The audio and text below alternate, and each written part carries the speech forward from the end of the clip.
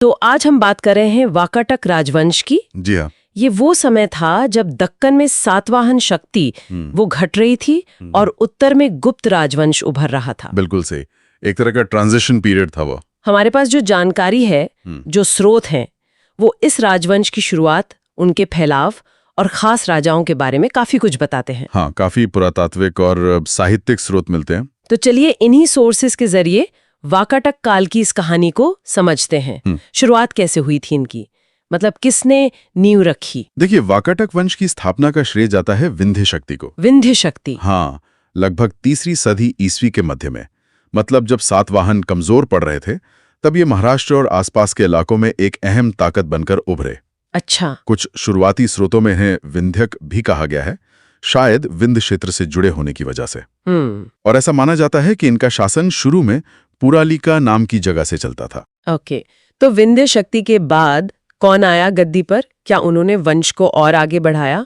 हाँ, उनके बेटे हुए प्रवरसेन प्रथम, और उन्होंने वाकाटक शक्ति को वाकई में एक साम्राज्य का रूप दिया। साम्राज्य का? जी, वो अकेले वाकाटक राजा थे जिन्हें सम्राट की उपाधि मिली थी। ये बहुत बड़ी बात थी। अच्छा, सम्राट? केवल वही? हाँ, सिर्फ वही। ये उपाधि शायद उनके बड़े विजय अभियानों और उन्होंने जो कई वैदिक यज्ञ करवाए थे उनको दर्शाती है। उस जमाने में ये सब संप्रभुता की निशानी माने जाते थे। और एक और अहम बात हुई उनके बाद। क्या? वाकाटक साम्राज्य जो है वो 2 मुख्य शाखाओं में बंट गया। ओ, बंटवारा हो गया। हाँ, एक थी नंदीवर्धन प्रवरपुर शाखा, जिसे हम मुख्य शाखा कह सकते हैं, और दूसरी थी वत्सगुल्म शाखा। वत्सगुल्म, ये आज का कौन सा इलाका है? ये आज का बासीम है, महाराष्ट्र में। अच्छा, तो ये 2 शाखाएं मतलब एक ही समय में चल रही थी, पैरेलल? जी हाँ, बिल्कुल साथ साथ चल रही थी। तो ये जो नंदीवर्धन शाखा थी, इसके बारे में क्या खास बातें पता चलती हैं? हाँ, तो इस मेन ब्रांच में रुद्रसेन प्रथम हुए। वो शिव के बड़े उपासक थे। ओके। फिर आए पृथ्वीसेन प्रथम। इनके समय में एक बहुत ही महत्वपूर्ण राजनीतिक घटना हुई। क्या हुआ? गुप्त सम्राट चंद्रगुप्त द्वितीय के साथ रिश्तेदारी हुई। ओह, गुप्तों के साथ? कैसे? पृथ्वीसेन के बेटे थे रुद्रसेन द्वितीय।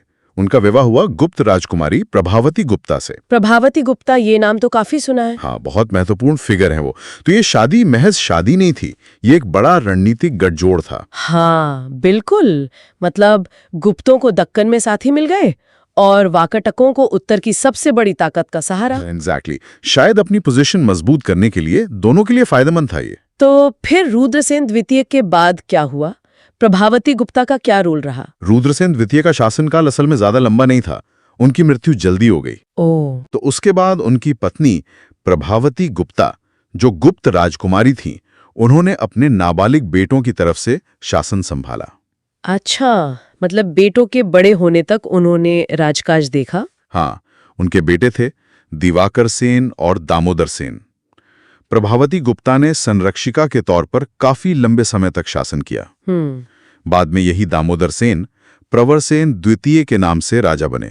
अच्छा, दामोदर सेन ही प्रवरसेन द्वितीय थे? जी, और प्रवरसेन द्वितीय भी काफी काबिल शासक निकले। वो विष्णु भक्त थे। अच्छा। और उन्होंने सेतुबंद नाम का एक प्राकृत महाकाव्य भी लिखा। इसे रावण वहो भी कहते हैं। क्या बात है, एक राजा और कवि भी? हाँ, और ये भी माना जाता है कि उन्होंने अपनी राजधानी शायद नंदीवर्धन से प्रवरपुर बदली, जो आज का पौनार है।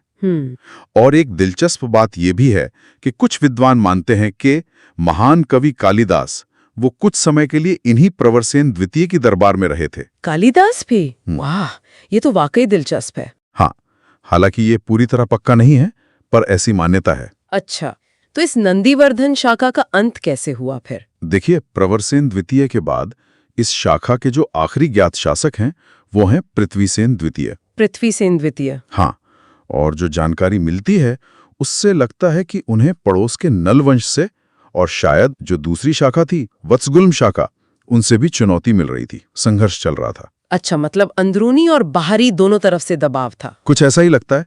और अंत में ऐसा प्रतीत होता है कि वत्सगुल्म शाखा के जो शासक थे हरिशेन, वो ज्यादा शक्तिशाली साबित हुए और उन्होंने इस मुख्य शाखा के इलाकों पर अपना अधिकार कर लिया। ओह, तो मतलब वत्सगुल्म शाखा ने मुख्य शाखा को ओवरटेक कर लिया एक तरह से। ऐसा कह सकते हैं। तो फिर अब वत्सगुल्म शाखा की ही बात करते हैं। हरिशेन का जिक्र आया, लगता है वो काफी शक्तिशाली थे। बिल्कुल, वत्सगुल्म शाखा की नींव तो प्रवरसेन प्रथम के ही एक बेटे सर्वसेन ने रखी थी। ओके। लेकिन इस शाखा के सबसे प्रसिद्ध और सबसे शक्तिशाली राजा हरिशेन ही हुए। अजंता की गुफा संख्या 16 में एक शिलालेख है। उसमें हरिशेन के विजय अभियानों का काफी डिटेल में जिक्र है। अच्छा। कहां तक? उसमें कुंतल, अवंती, कलिंग, कोसल, त्रिकूट, लाट मतलब पूर्वी, पश्चिमी, दक्षिणी भारत के कई अहम इलाके शामिल थे। इससे उनके साम्राज्य की विशालता का अंदाजा लगता है। बाप रे, काफी बड़ा इलाका था उनके अंडर। हाँ, और इससे भी ज्यादा महत्वपूर्ण बात शायद ये है कि अजंता के जो कई खूबसूरत गुफाएं हैं ना। हाँ, अजंता तो विश्व प्रसिद्ध है। बिल्कुल।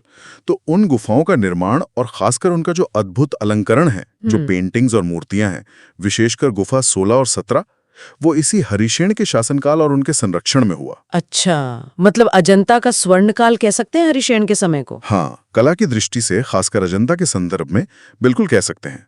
उनके मंत्री वराहदेव का भी इसमें बड़ा योगदान था गुफा 16 के निर्माण में। तो साम्राज्य भी फैलाया और कला को भी खूब बढ़ावा दिया। फिर इतने प्रभावशाली राजवंश का पतन कैसे हो गया? हरिशेन के बाद क्या हुआ? हाँ, ये एक पहेली जैसा है।